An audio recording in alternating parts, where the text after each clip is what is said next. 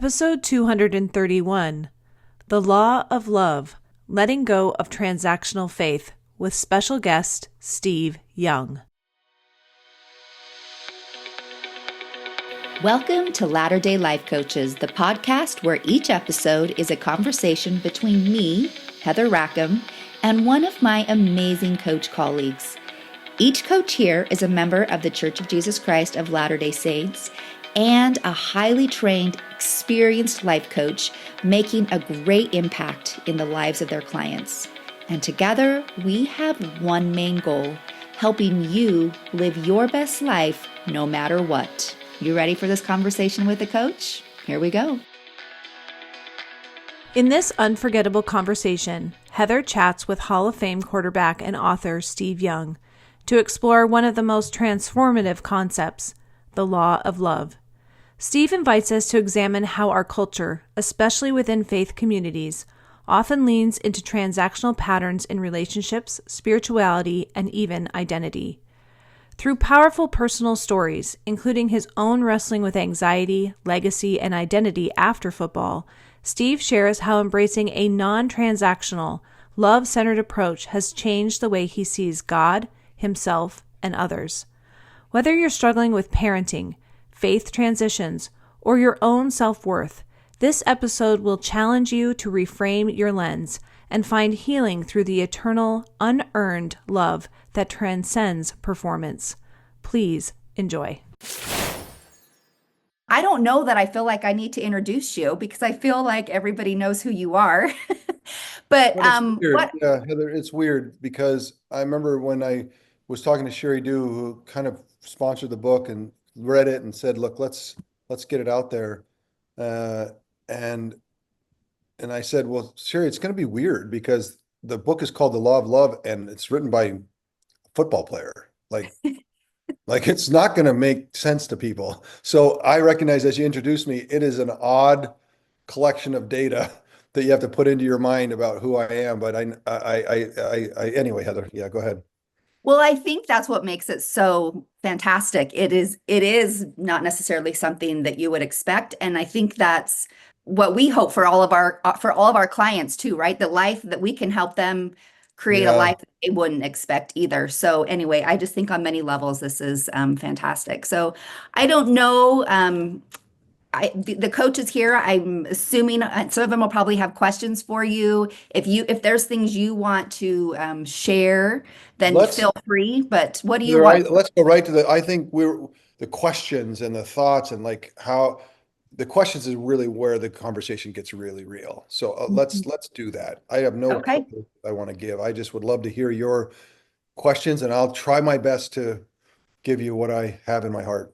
awesome. Thank you so much. So I am going to, you guys, why don't you raise your hand if you have a question, and then I will just call on you because I'm assuming that a lot of us have questions. So we'll try And to let keep it it. rip. Don't hold back. Like Okay. let's have it out. Let's have it out. Okay. See where we go. Perfect. Who wants to go? Who has questions? Nobody can be nervous. I'm nervous. You're nervous. Go ahead, Bonnie. Go for it. I was gonna say, I was just waiting for you to finish and then I'll go after that. But Nope, go for it. so I work with foster and adoptive families, and I have 28 years experience with foster and adoption, 45 years experience parenting. Mm. But some of these parents, like I had a lady yesterday who posted in a group that she is so torn because they agreed to adopt these kids and she was a little bit hesitant, but her husband was totally on board. And now things are going really south. And she is really struggling with what it's going to mean if she disrupts that adoption. Mm. And she feels like she cannot bond with these children. Mm. So going through as far as the law of love and how that applies, how would you Mm. counsel her to open her heart to love these children despite their really complicated and difficult behaviors? So the number one thing is to make sure that you go through the intellectual and spiritual rigor to try to clear. I always say, don't muddy the water of the law of love. The law of love it cannot be muddied with any other law. It can't be muddied with any other, it reigns supreme and only, and can carry the weight of all of it, including the full atonement and everything else that's promised in it. And so when I think about how to apply this truth, the important part is that we define it correctly so that it doesn't, I always say we live in an entropic world. It's on purpose. I think it's God's plan to live in entropy. We're going to die. Everything rots, everything corrodes, everything's opposed, and it's all for agency, like this ability to choose and to have this raw, ability to have faith. And so it's like I find the entropy really maddening because the language of entropy is transaction. The language of day-to-day life is transaction. Like I got to do something and get something. And that's kind of how it works. And so what I'm proposing is that I know your question's kind of not, I'm just kind of working to it. You have to leave almost the rational place that you live day to day and how you answer the questions. You have to leave them in kind of what I say is a higher, holier way. Think about the relationships that you intend to have and what's the behaviors, not things to do. So the first thing I would say is, whenever I speak to anyone who's LDS, and including the High Council recently, who wanted to learn more about this, I went through and kind of described what I believed was the fundamentals, principles of the law of love. And then I finished and I said, any questions? The first question went up, says, okay, so I like this. So what do we do? And I'm like, okay, we have to recalibrate and reconfigure how we actually approach things, because we have become, as a culture and as a group of humans, that's why the beehive is our state flag in Utah, is that we are the can-do people for God.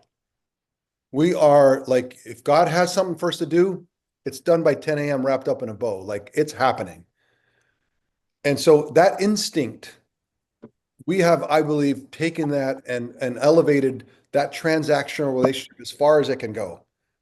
And yet now it's time to, kind of leave it behind. So as you think about how she needs to approach this issue that she has, it's really trying to shed the entropy, the transaction, the way I've done it before, so that I can purify my thought into a selfless space.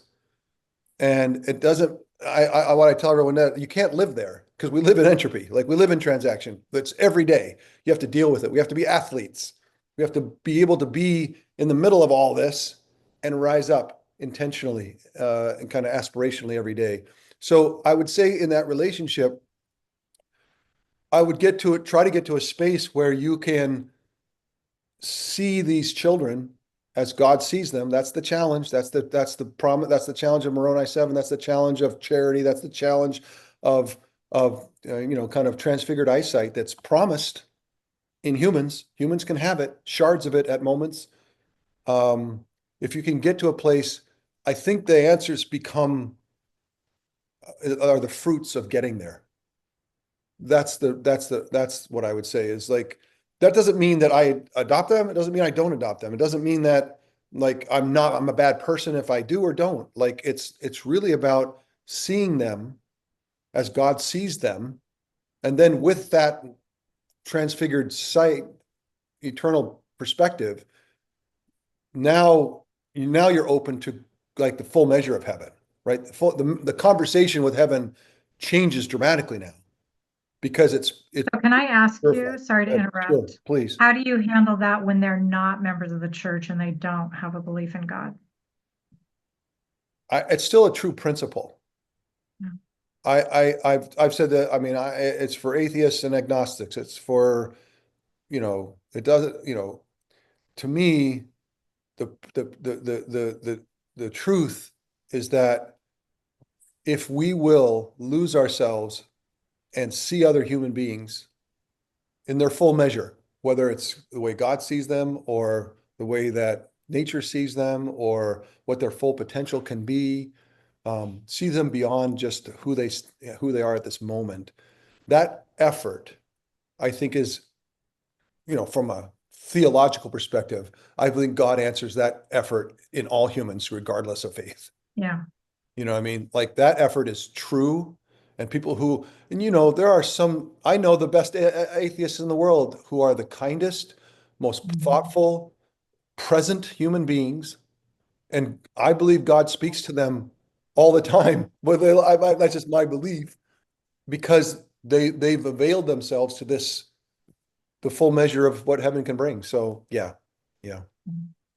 Thank you. I agree with that. I think the door is always open on God's side, and he's always communicating with us. 100%.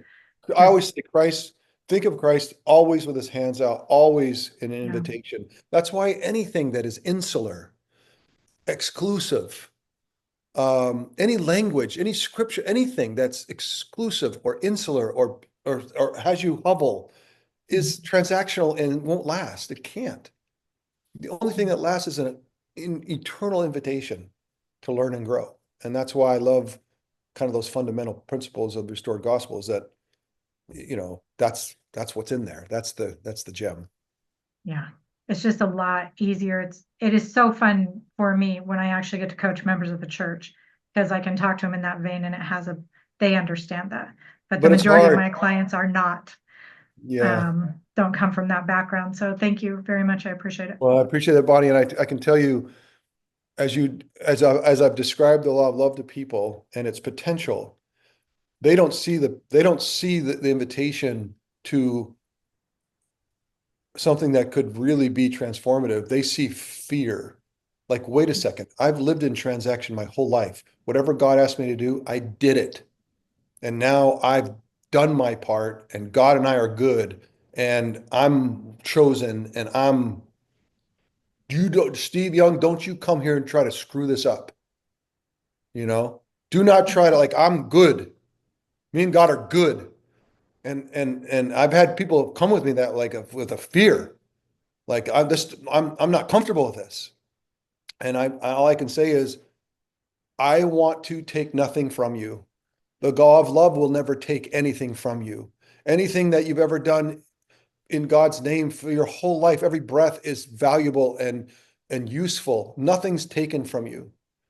There's just a better way to engage with humans in relationship, and any relationship, whether it's human beings, fellow human beings, intimate or in an elevator, or behind them at a red light, all the way to our relationship with heaven and Christ and God.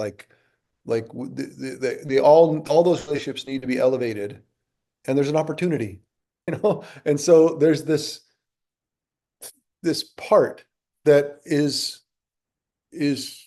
and I think that's part of the fullness of the restoration. Like, it's not done, and we're chewing through stuff. And I think the law of love can be the North Star. It is the North Star that can, its answers as you ask questions in non-transactional ways. Heaven can respond with a fullness rather than a partial answer. So I know that's about as much as I got right now. I'll have to engage one of you as a client. We'll get deeper into it, because I do need some help. I do need some help. No, I really appreciate that. I think that's a space that a lot of us are in. Also, when a lot of us we've done so much work that we view things very more through this lens of the law of love, more than a transactional law of love, and not transactional law of love, but transactional. Well, there is a transactional. There's absolutely. That's true. That's why you have to be very careful that each time you kind of strip away the transaction out of your thinking and out of your spirit, because otherwise it's always here and it's always around. And but that's why the law of love for me in writing the book was really a full fulfillment. I didn't mean to write it. There's a lady in my Sunday school class, I cut the gospel doctrine for like 10, 15 years. And she finally came to me one day. She's like, Steve, man, like, every lesson ends up in this wonderful space. Doesn't matter the subject. It's like you end up there no matter what you do. You can't help it. When are you going to write all this down? And I'm like, write what down? Like, I got a bunch of manuals and a bunch of crazy, what do you mean, right? I got 4 kids. I got complexity everywhere. I can't write it down. And she kept pecking at me like, man, it's changed my life. I'm like, well, how? Tell me why, and finally I was like, you need to. And so I got some help with an editor and started talking and put it on paper. And when it was done, I felt like, um, it felt like I don't over dramatize it, but I felt like I could die. Like I'm good. Like I wanted a authentic way forward, and I found it. And it's the thing that I actually truly thought was always there. And it helps me put up with all the shiz that is, you know, the entropy of the day, whether it's people, stupid things that happen, history, like, my gosh, it's just, and you guys, I mean, I know you think about it every day, you have to put up with it, not put up with it, but deal with it. It's so nice to be able to authentically move forward with something that can carry the weight of all the things that have been promised and leave behind all the shiz. Like, it's a beautiful thing. Thank you. I do think that that's kind of, and living the law of love answers the question I realize that I'm just about to ask, but it's hard sometimes to go to church when you're able to see things from a different perspective now, and you see so much talk and Totally. you just hear a lot of hard rhetoric there that's hard Totally. to deal with. I know I'm very lucky in writing the book. My stake president really took it in, and my bishops and that have come, and it really resonated with them, and it's changed our stake in a way. And our stake's kind of, we're in the Bay Area, so we're already kind of built for some of it. And I can just tell you that it's when it's deeply transactional at church, it's rough. It's rough. And I understand that. But I still believe if you take this in wholly and chew on it and really let it germinate something, the green shoots that come up will give you some more grace for once you start to see the transaction. You're like, okay, all right, like I don't need to carry that. I don't need to have it, and I can actually see the beauty and the curiosity I have. That law of love is always catapulting you into people you're curious about other humans. You seek their wellness and their health and their well-being. And so you have a lot more grace for them as they do shizzy things. You know what I mean? Like, people who are sick and tired of the transactional rot in the church, like, yeah, yeah, of course, you should be. My point is, I don't think you have to throw it away. It's okay I mean, I totally rationalize that if you do, but I guess the law of love allows me to, there's so much, still authentically there. That's the idea, I guess, in my heart. Jill, go ahead. Hey, Steve, thank you. I love this a lot. This is a big, big theme in our home for the same reasons. And my husband always likes to say, he quotes the scripture that everything hangs on this law of love. And so whenever I complain about all these different policies or whatever, the wrong things, he's like, if it doesn't hang on this, it's not. And one thought that I just wanted to bring up, kind of along with Bonnie's question and this idea that you said, it doesn't matter what your belief system is, that this can work for people. I have clients often that their view of God gets really messed up in the church. And it's like the transactional, but it's also the fear-based, shame-based, like mean God. And so for them, it's hard for them to say, how does God see everyone? They're like, God's mad at us all and hates us all. So that's really hard for them. And so instead of going that route, some of them are able to get in that space towards somebody. And if it's, someone in mid-age, it's their grandchildren. They're able to see that. Or it's, I can see how grandma sees me. Or, there's some relationship or some concept besides that we work towards, because God isn't accessible to them, even though they're in a faith. And so, that would work for any person. And then some of these people, as they start to see from that place of pure, like you're talking about, curiosity, love, no matter what, then they can imagine a God that's like that and reframe, create who Yeah, they believe God is. And that's some of the most beautiful sacred territory that I work in. So just that is thank you for doing beautiful. this. Yes, no, that's beautiful because it reminds me that transaction is the language of our experience, but yet it's not, it can't last. It's not perpetual. And that's why we've taken transaction in our church as far as profitably as we possibly can. And I think that's what's happening is we're kind of running out of, like, it won't carry the day. It can't, transaction can't carry it. And so people that are stuck in transaction deeply in their, how they see, the deals that they've made with heaven and the lack uh, of godlike qualities that they've put on heaven in their, in Mhm. the defining, I can see how devastating it can be and how when something cracks, they always say put something on the shelf and the shelf breaks, right? It's like when it breaks, it's like it all breaks because I only deal in transaction. I only understand it in those terms. And Yeah. that's when it all goes to the ground. And then I don't even know, God, I have no idea what's even left. And I always say, of course, transaction won't carry it. So it will fail. It will rot. It will fail you. And as it fails you, you know, I guess that's what the beauty of the law of love is, that there's this even greater, wonderful thing that carries all of it's perpetual. I always say heaven cannot withstand transaction. If you bring transactional relationships to heaven, you won't, it will feel, you won't feel resonant. The only way to be in a perpetual place is to resonate with perpetual laws. And the law of love is the only perpetual law.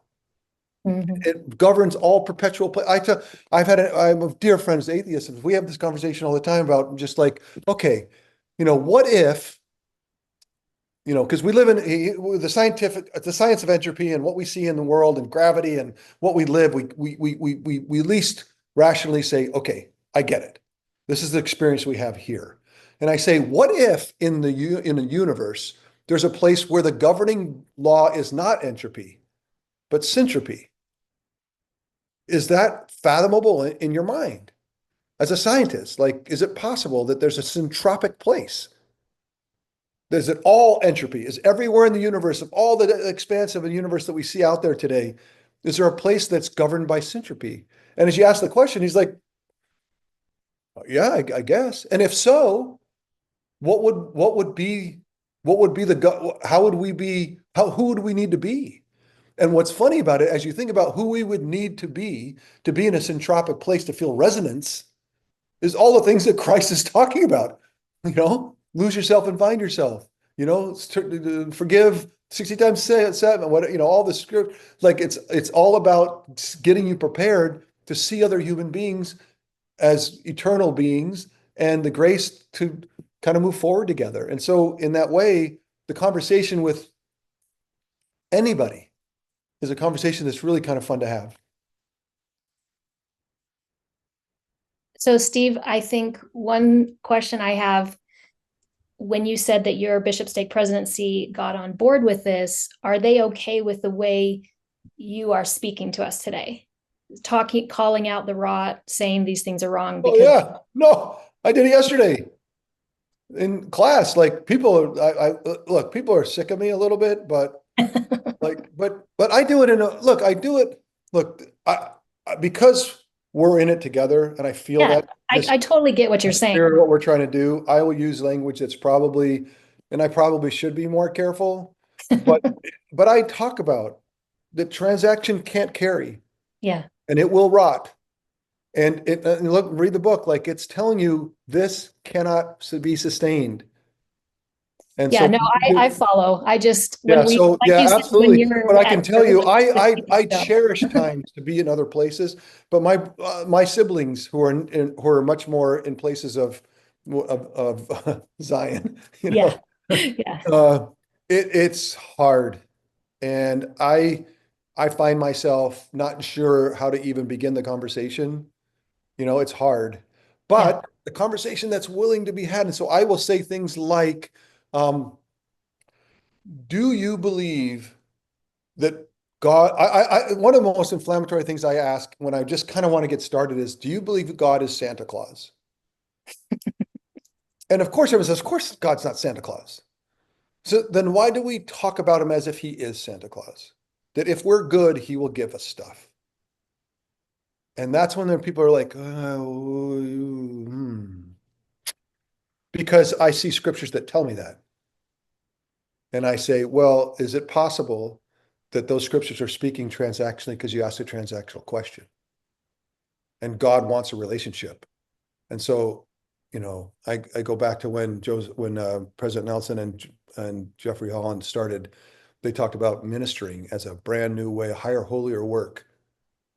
And then people are like, and Elder Holland actually said that this is the law of love, right? And so it's a conversation that you can have even in the most conservative places, using those two speeches, using transactional questions to actually ask people to start to chew on. God is not Santa Claus, and we should not limit him and her that way. And yeah, so I'm chewing on it myself. I am no expert. In fact, I told Sherry Dew when we put the book together, Sherry, I cannot put my name on the book. The law of love is not like something that you then say, Steve Young, like you can't do that. Like it's disjointed. It's like she says, Steve, we live in an entropic world. We got to sell a book, so too bad.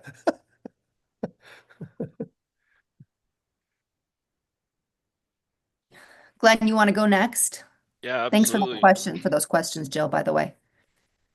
Steve, I love the disruptive talk. I'm the gospel doctrine teacher in my ward, and it's so fun to make people a little bit uncomfortable through questions. Well, I think don't it's just Glenn, I don't intend to be disruptive.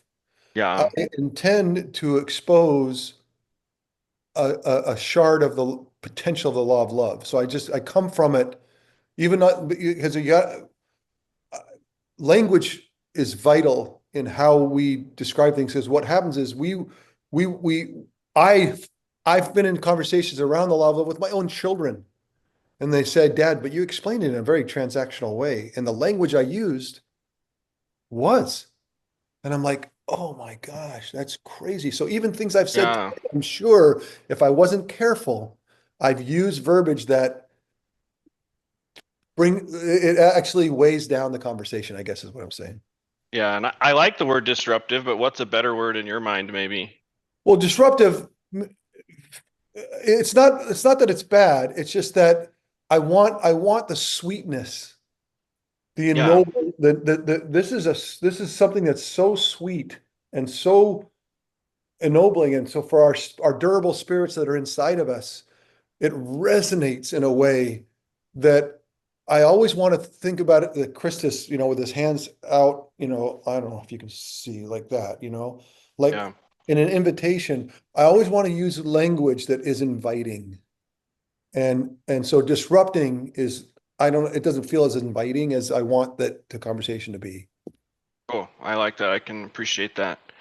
I have two questions. One is, what's the part of your book where you're like, wow, God wrote that through me, or wow, I can't believe I wrote that. Like, what in the what? You've kind of been alluding to that already, but does any part of the book come to mind at this moment?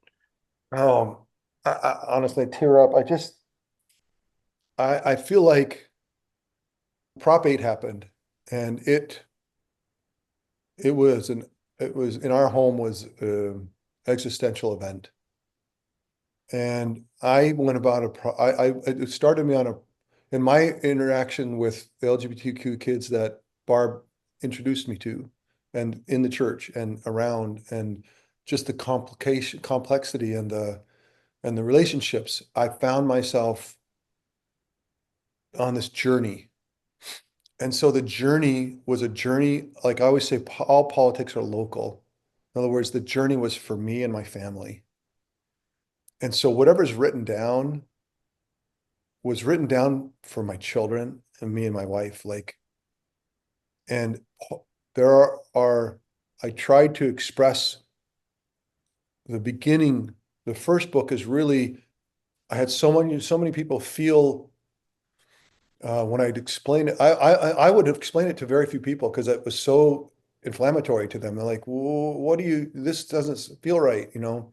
So the first book is very careful in inviting a conversation, trying to get people to take it in the way that it changed my life and changed the relationships in such an incredibly I don't know, fantastic not a word, ennobling, beautiful way that it kept giving and it keeps giving. And so I don't know, there's a part of the book that was like, I think it's the overall um, understanding of how God sees humans and desires deeply a relationship and prays for a lasting one. And how do we see scriptures that are transactional and see scriptures that are ennobling and forever, you know, and how you see words of prophets, how you see words of and relationships, and what are the behaviors of those relationships? Because there's nothing to do, there's just ways to interact and behaviors and language of intent of non-transaction. So I don't, Glenn, I appreciate the question, and I wish I could say, okay, that one part was like, I knew God was, I felt like my journey was finding an authentic way forward in the gospel of the restored gospel of Jesus Christ. And this is, this is it. And so I Yeah. don't, there's not really a part of it.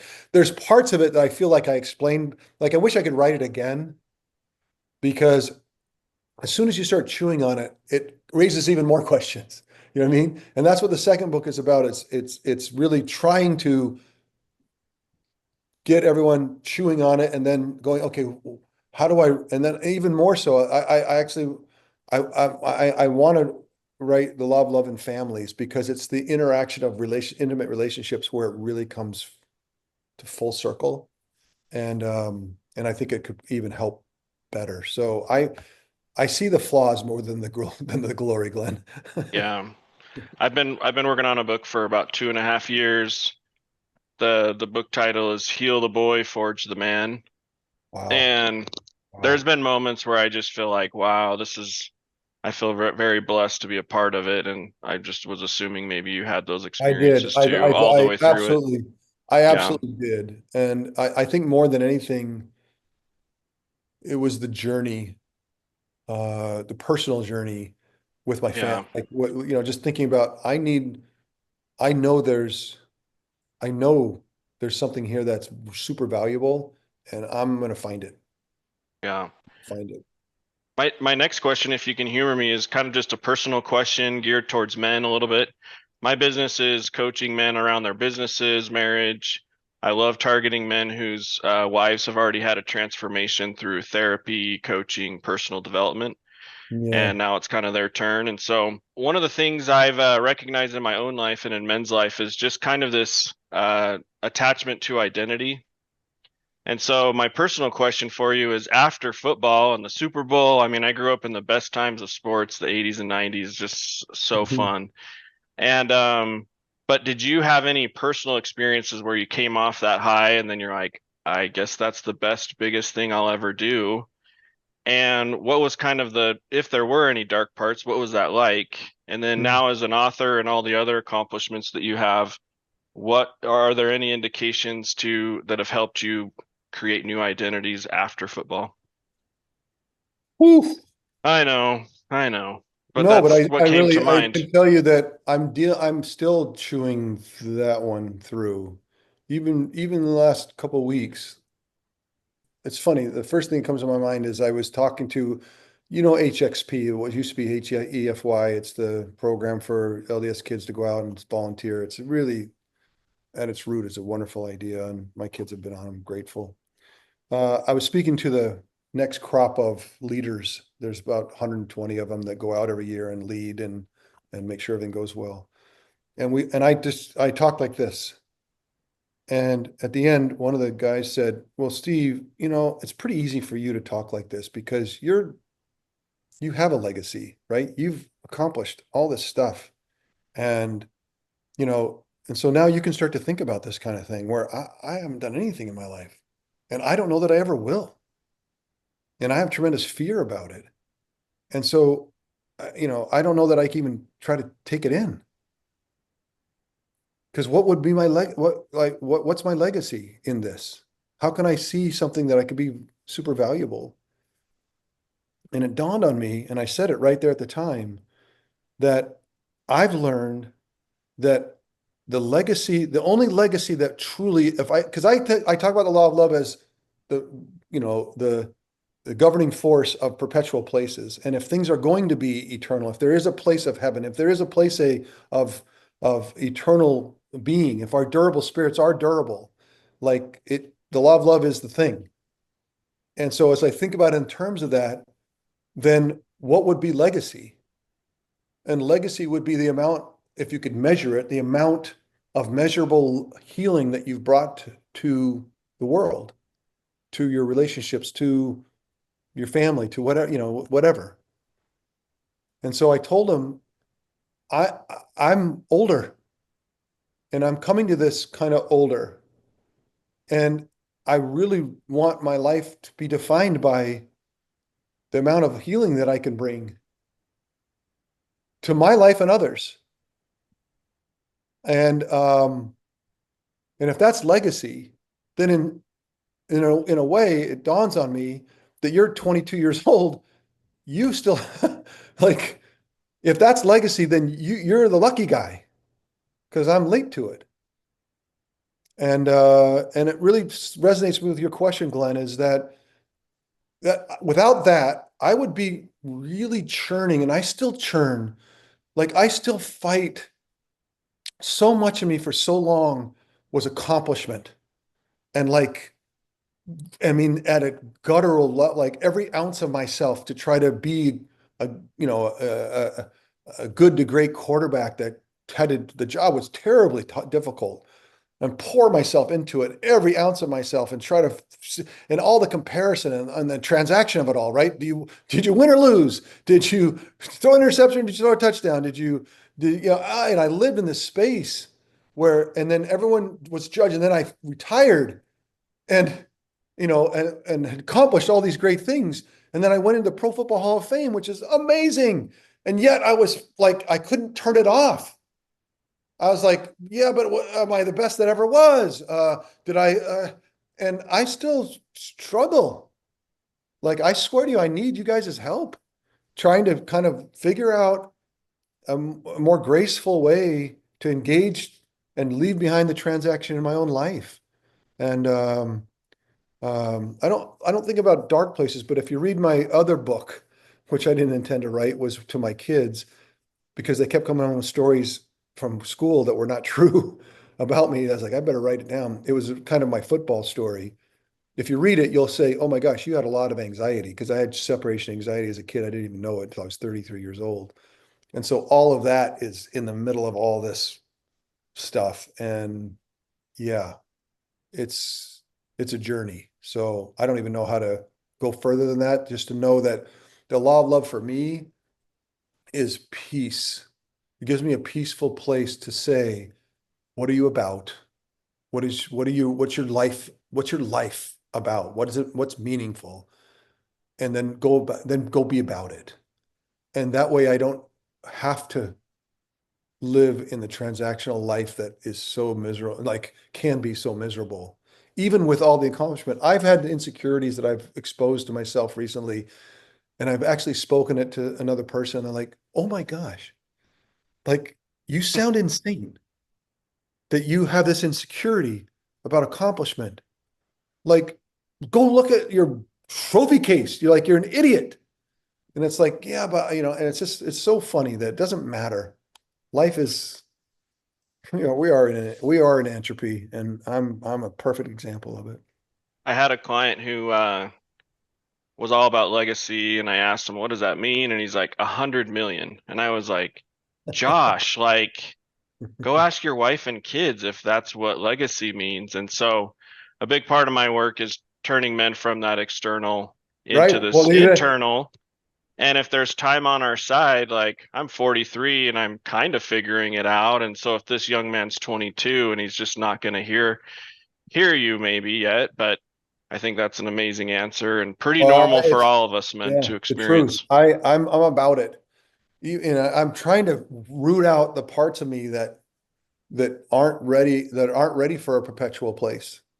You know what I mean? If there's a perpetual place and my spirit is from that space and is going back, I want to be, I'm trying to be honest with all the crap that I carry, and try to shed it, trying hard. You're catching me at a very, uh, kind of reflective place. So I'm sorry to weigh that with you, but Oh, I love it. Thank you. I would go on, but I'm sure there's more, but thanks, Steve. Matt, we'll turn it over to Matt. Matt's got a question. So go ahead, Matt. Yeah, thank you very much, Steve. We really appreciate the vulnerability that you come to with this. And it's interesting to me. I was just on a call with a client just before this, and we talk so much in terms of what we do. We're always talking in terms of transaction. And what you're talking about, if I am understanding correctly, what you are talking about is who we are, who we are being. And there's the story of Michelangelo being asked about sculpting the David, and that, the David was always in the always in marble. there. Yeah, I love that. I He love that. just Yeah. his job was just to chip Expose away it. the superfluous Mm, mm, material. And mm. it just occurs to me that, as we become better at living the law of love, the challenging parts of church, the challenging parts of relationships with kids that are on two sides of the political aisle, that have a hard time getting together, it occurs to me that we can sit with it all when we are in love. And people always, when we talk like this, they're like, "Oh, what is this, like the '60s? This hippie love that's going to solve everything?" And it's like you really have to chew on this to recognize this. Love can be a lot of different things. This love carries the weight of humanity. And when you talk about it in terms like that, its endeavor is very much worth it. And if we can get people to start to chew on it, I've never had anybody chew on it and not find some sweetness beginning to start to form in how they think about them, their relationships. And as they do that, they recognize that they grow and that we are the ultimate receivers in not intending to get some deal done with heaven or with someone else. In losing yourself, you actually get the full measure of whatever it is. It's like the greatest irony in life. And in that irony, is the most beautiful thing. So I love, thank you. Lately I've been feeling like, dang, I want to feel like the conversations are still being had. I want to feel like people are still chewing on it. Need, I really would love it if they were chewing on it more. And because I live in a little bubble, I don't get any feedback. I don't know. And just, it's really heartwarming for me in the last 45 minutes to feel like there's people that are chewing on it with me. And I really love that. So thank you. Yeah, it is, and people are, and this is definitely a group that This will is the ultimate group. Heather, I didn't really know what exactly was. This is way more better than I ever even thought of. This is like a group of people that are out there like, chewing on it every day with people in their lives. And yeah, wow. So one more thing that I would add is, and this is a principle that I teach in my coaching, is that when you are in a space of fear, worry, anxiety, doubt, in every case, I have found that there is an underlying belief that is causing fear, anxiety, worry, doubt that is based in untruth. And if that untruth is causing the fear, anxiety, worry, and doubt, then some form of the opposite of that untruth must be true. And that is the law of love for me. I I couldn't, that was wonderful. And I'm living that out. Even the last week, trying to deal with the anxieties that I'm feeling, like, what in the world? Look, I understand I have genetic propensity to this stuff, but I have not felt this way in like 30 years. Like, why? And and trying to grind through it, I found myself having all kinds of thoughts that aren't true and trying to Yeah. figure out where they weren't true. And I didn't really put in the words that you did, but you just really made sense to me. You coached me. Like it really is coming to grips with the things that aren't true and then the things that are. So in the words that like, you know, I am fearful. And why is that? What is the fear? What's the basis of it? And so I'm in the middle of it. I've got another couple of weeks of chewing on this stuff because I really want to shed, I'm on a, like I am on a quest, like we all should be. Like I'm on a quest. I want to shed it all. So Yeah, we all are. Thanks so much. you bet. Does anybody else have a question before we wrap it up here? I want to say something to Heidi because the way Heidi is living with her Zoom is me. Like I get a vision, I get a little look outside the window as she drives, and then I get, it's like I live on Zoom, sometimes not on the camera, sometimes on camera, sometimes in the car, sometimes like, I love that. That's how I go. Well, I'm going to tell you, Heidi is actually my sister. She's one of the few people on here that's not a coach, and she's in Hawaii right now having a great time. Oh, good. Oh, good. Good. But I yeah, love it. that's a good way to live life. Love it. I love it. Um, I do have a couple more minutes if anyone has anything left, and then I do have to shove off at 2. yeah. Can I share something that changed my life in your book? Mm. Yes. You shared that story about the daycare where they were supposed to be there at 5 o'clock and people weren't showing up. And so they started charging people for showing up late. Yeah. And then more and more people started showing up late. And that was such a concrete example to me of how, right, if I can put you out for a price, I don't feel guilty Mhm. about it. But if I can just respect your time and that you need to See get you. home and that you have other Yeah. places, like that was such a profound example to me of just Mhm. human respect and kindness. And anyway, I just love that so much and I think about it all the time. And so I just appreciated you putting that in the book. Oh, isn't it funny that that's just one of the small things that it almost didn't feel like it had any weight. You know what I mean? Like it was kind of, felt, I love that. That's heartwarming to me because what I was trying to do is expose the transaction in our lives and how we use it to make ourselves feel better and to make ourselves, feel more valuable. Right. And And if I can pay you to yeah, be less, interested in you or less concerned about right, you. then I don't Like, have to feel like, bad about it. like if I give you $100, can I not even think about you? That'd be awesome, And then pretty soon, you're paying all your money and then you're all alone.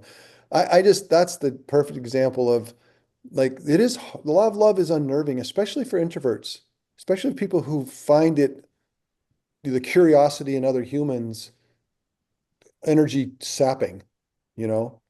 And that's a challenge too, And there's a lot of people that are very natural to the law of love, and it's not new news to them.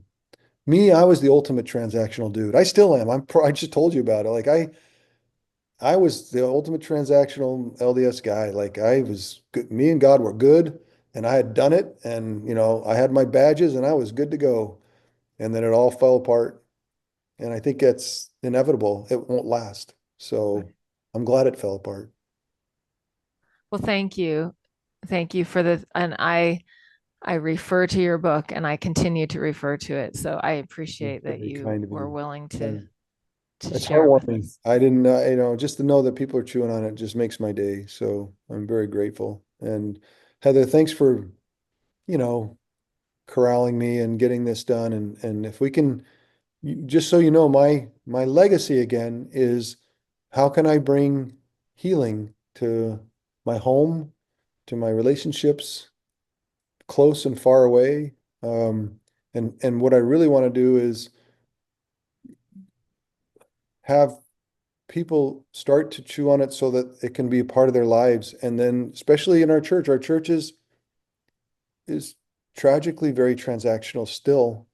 It's got a lot of green shoots of non-transactional behavior and policy and like a lot of things that are green shoots that are wonderful. But until we all recognize that it can't carry the day, we won't leave it behind. And so it's just you know, I just encourage people everywhere to chew on it.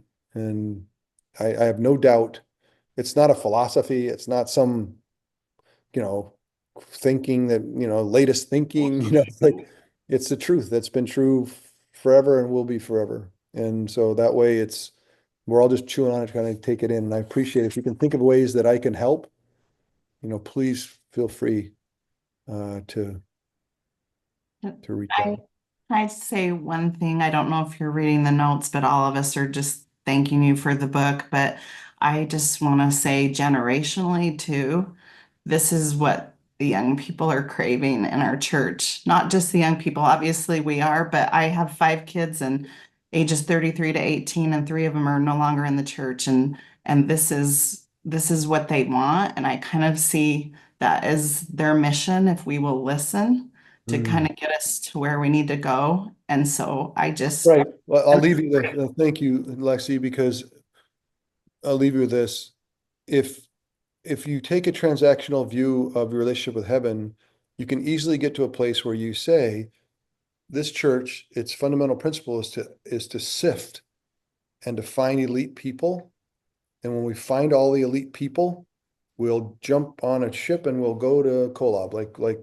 And if you think about it in those terms, all the pain and anguish that's around you is like, yeah, because you're not up to it. And it's a theology.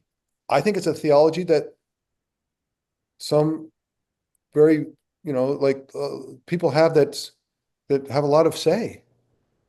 And it's a transactional theology. And it's devastating because it's can't carry it. And so that's why I want everyone to start chewing this quickly, because we need to get out of believing that the transaction defines our very relationships with our spouses and with God. And like we that healing that's potentially there is like, we've got to be about it. So I hope you leave the hour saying, I'm about it, because I feel it from talking to you. Like, you re-energized me. Like, we got to be about it because it can carry. And I will say this for the LDS people that I know, the roots of the very first moves of Joseph Smith were very non-transactional definition of God, about agency, about who Adam and Eve were, like, who are these people? What are we about? And what's our mission? It was all very non-transactional. It was very law of love, and it's at our roots. It's who we are. So claiming it is really resonant. And most religions are tied to transaction because it's how people have people stay close. Like, you're special, stay close, you're wonderful, stay close, and this is a challenge. This is a unique challenge, but we're up to it. We can do this. And yeah, anyway, you can tell I don't get out enough. I don't get out enough. Forgive me if I've misspoken in some way that didn't really resonate. That's me. That's not the law of love. The law of love would never misspeak. The law of love will never let you down. And so anyway, much love to all of you. and your work with people. And if I can be helpful, I really mean it. I guess, Heather, you know how to get a hold of me. If there's people that need me and I can be useful, let me know. Okay. I'm looking for legacy. Thank you so much. Like you are in a place, you're in a group here with people who are I chewing feel it. on I all haven't the felt this time. way. Honestly, I live in a bubble. I don't see it all the time. And this has been spectacular to join you in this brief time. Really, it's just Thank been you. phenomenal. Thank you. Thank you all. Thank Thank you. you for being here. Okay. We will share this with the other coaches that weren't here today. We'll go far beyond where we were with this hour. Your reach will be out there. So thank you so much. Thank Thanks, you. everybody. Okay. Take care, everyone. Much love to you. Thanks, Steve. See ya. Bye-bye. Hey, we just wanted to thank you for spending part of your day here with us at Latter-day Life Coaches and being part of this conversation. Share this with your friends so that you can have a conversation with them on this topic as well. And as always, subscribe so you don't miss a single episode. Have a good one, my friends.